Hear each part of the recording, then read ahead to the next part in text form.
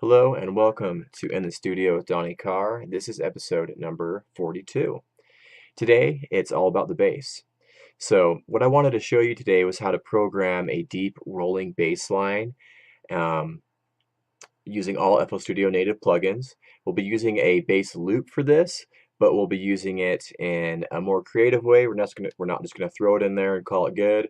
We're gonna make it our own and do a little bit of processing with it to enhance that bass. For the example track here, it's a track that you may have heard before. I've started it a while ago, and it will be just a simple drum groove, and we'll be putting this rolling bass line on top of it. So here's the drum groove.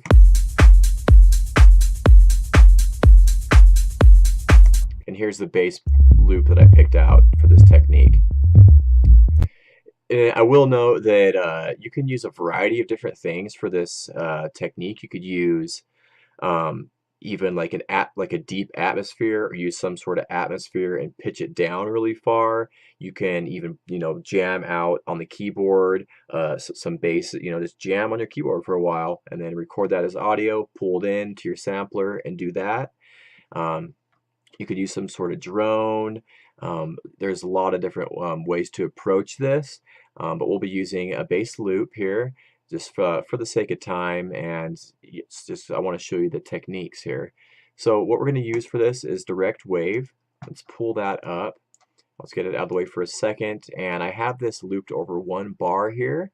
So what we need to do is pull this into the piano roll and lay down a MIDI clip to trigger direct wave. So let's just go ahead and do that. I'm going to use a half bar loop for this. So there it is. Now let's send direct wave into the mixer. I'm going to put it on channel 22, and that's already sent into my bass bus. Alright, so we're good to go as far as the channel rack is concerned.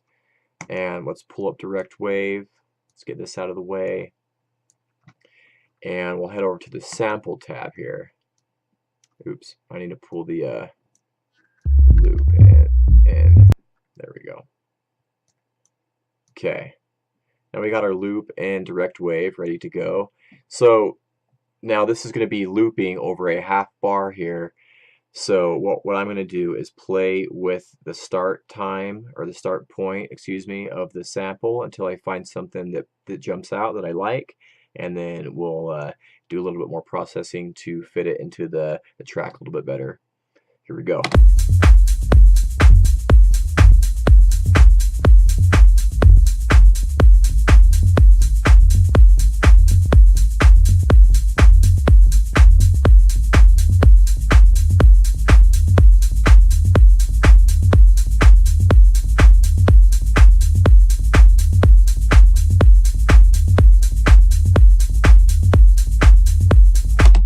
For the sake of time, that sounds pretty groovy to me. I would definitely spend more time and really, search through the sample and make sure I got the best possible spot. But for now, that'll work. So sometimes when you do this this type of looping here in direct wave, because of where the sample's looping over, you'll get little clicks and pops. So let's just go ahead and check that actually.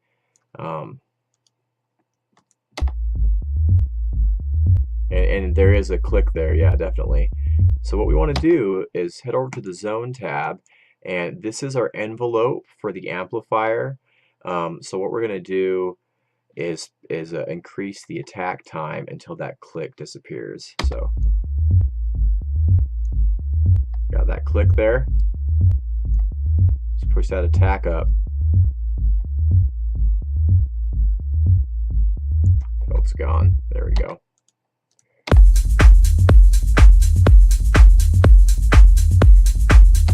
And now what I also want to do is this type of bass, I want it to be just really low and rumbly, just rolling along and kind of supporting the kick. I don't want very many top frequencies in there at all. So I'm going to use this filter here that's already built into direct wave to filter this down a little bit.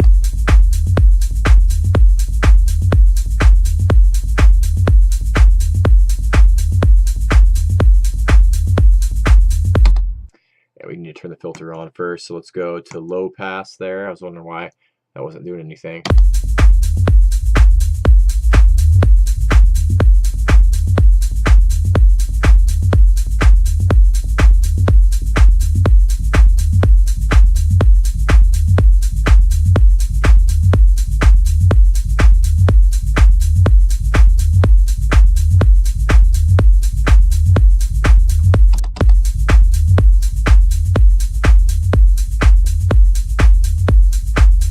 Kind of sounded cool with some resonance, so let's boost some of that resonance.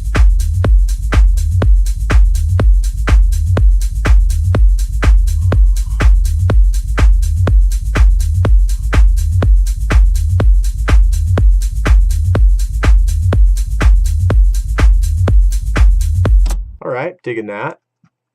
Now what we need to do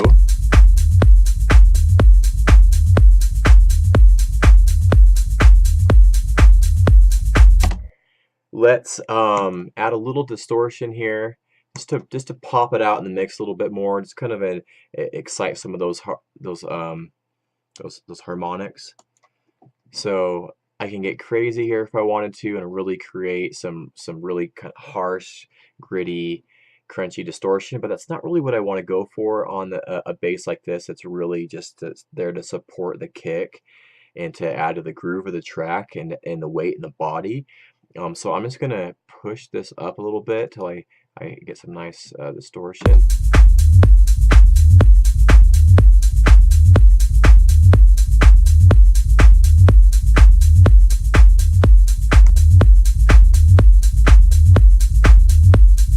That's a nice subtle distortion, but it definitely increased the gain there.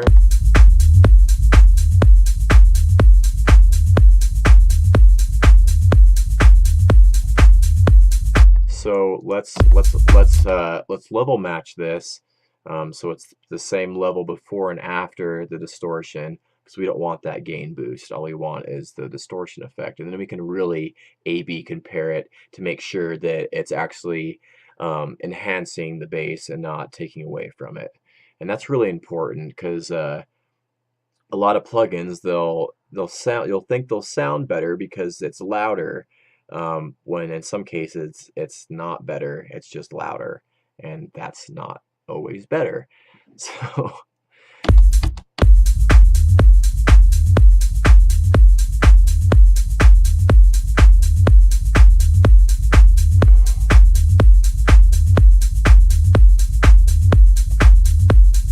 all right, so let's do an A/B comparison here. That's roughly around the same level there. So I'll play it with it off, and I'll switch it in. Off,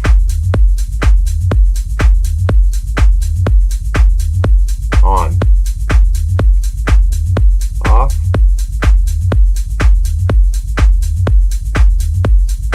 and on.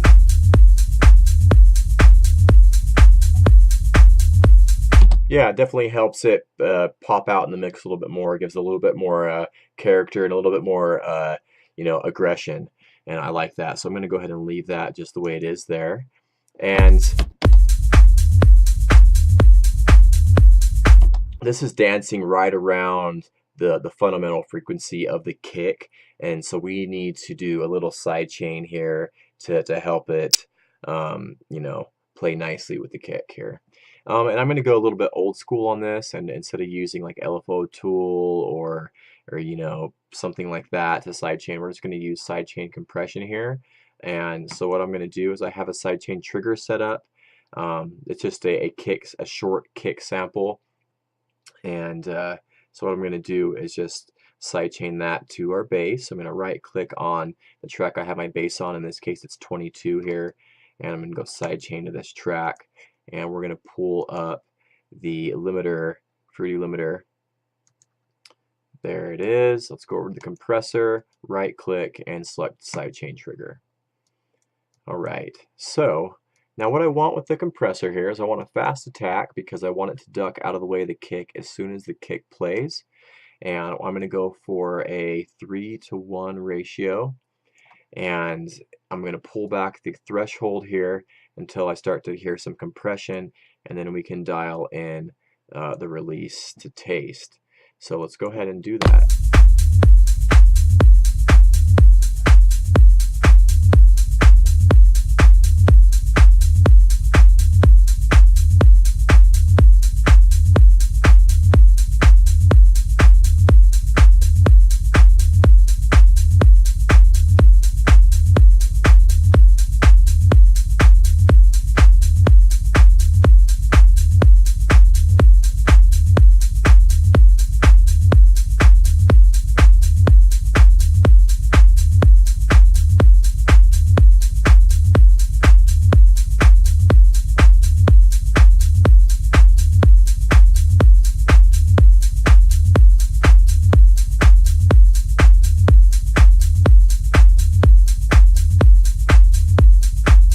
Okay, I'm thinking that that's working for me right now, and that could always be adjusted later.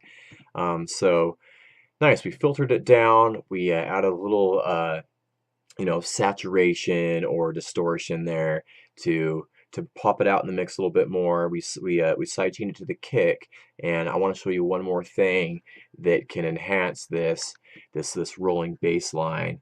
So what we're going to do is I'm just going to use this tab here, pull this down to 1, the range, the pitch range, and I'm going to right click and create an automation clip for the pitch on direct wave. And I want this to be fairly subtle. So, and I'm going to do this over a half bar. You know what? I think let's make this, I have it on snap to none. So I'm going to switch that back. Okay. And we'll do this over a half bar as well. So I'm going to copy this value here. Okay. And paste it back in here. Okay. And I'll just show you an extreme. And what this is going to do, this is going to help create a harmonic cell,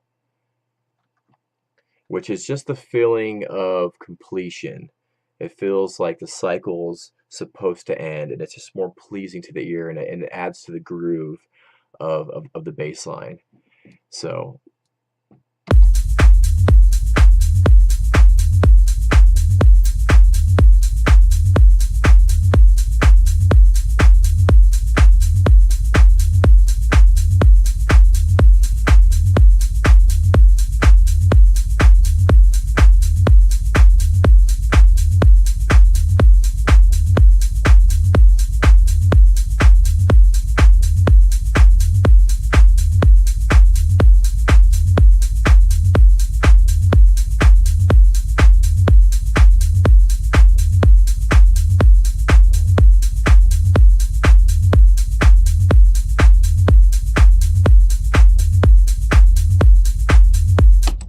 all right, so let's just, I'm going to pull this up a little bit.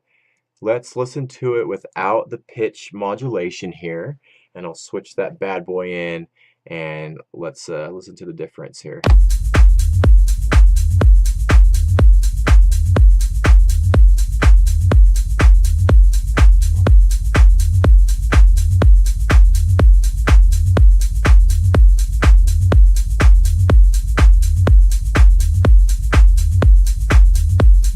I mean, it sounds good without it, but it sounds better with it.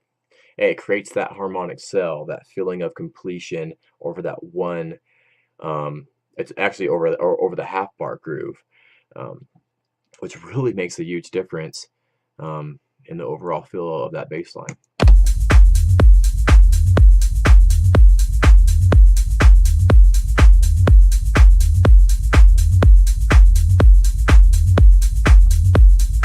Yeah, definitely sounded more groovy there with that pitch modulation. So that's the video for today. A nice rolling bass line made with all FL Studio native plugins. You don't need fancy plugins to make good music. Don't get caught in the rabbit hole of you need new plugins and expensive plugins to make great music and get good results. You just need to know how, when to implement certain techniques and how to bring all these things together. That's the things that you need to learn, and make sure you know your software and your DAW, because it'll unlock many possibilities and creative, just the ability to be creative in general. So I hope this video was helpful for you. I hope you learned some new techniques, and if you have any questions, please let me know. Get in contact with me. I'm happy to answer them and chat with you about them. So until next time, I'll see you soon, but take care. Bye-bye.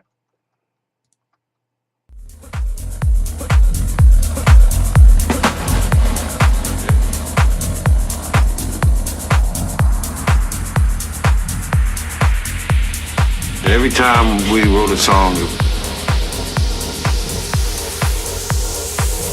That was unbelievable.